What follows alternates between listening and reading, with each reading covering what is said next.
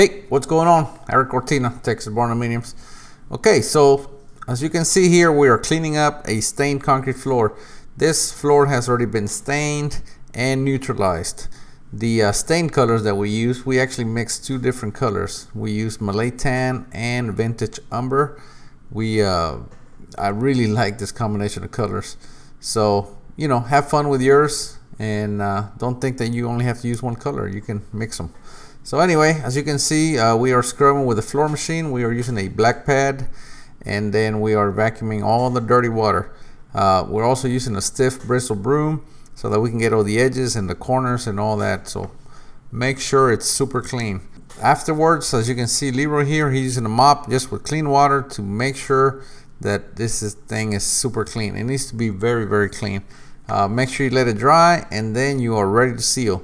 We are using APF polyurethane P250. This is by far my favorite sealer, and you can see why.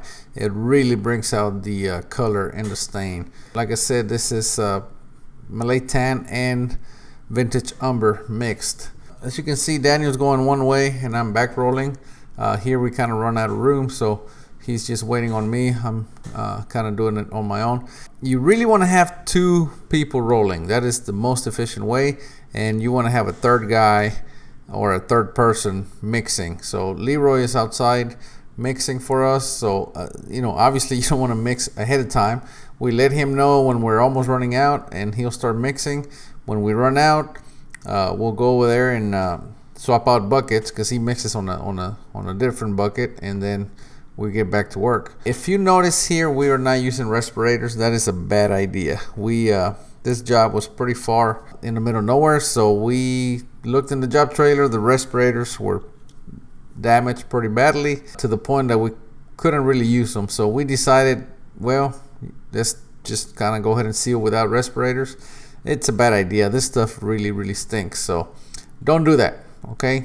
Prepare and get you some respirators and some backups. So that's what we did. We have respirators now. But anyway, like I said, don't do that. Here we actually swap roles. I'm rolling and Daniel is back rolling.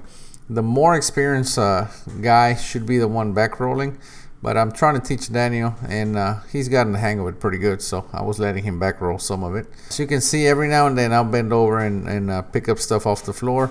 There is, believe it or not, there's bugs, there's flies, and you know, this is like a huge mouse trap, right?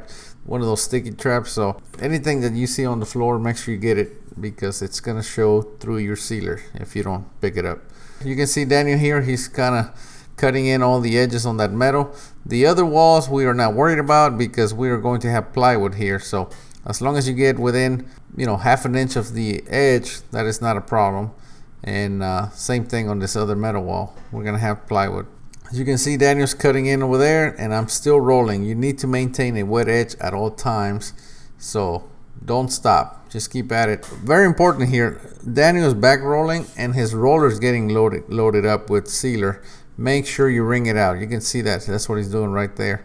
And you do not want to have excess sealer or you're gonna see roller marks. So you don't want to put too much sealer is not a good thing, and not enough is also not a good thing. So you make sure you get the correct coverage, and then you're gonna end up with a very, very nice floor. And again, the most important thing is prep your floors. I know you're anxious to get started on sealing them, but prep them properly and your sealer will last forever. So after this, we're gonna come back and coat it with P501 and we'll have a perfect floor. We are Texas Barndominiums.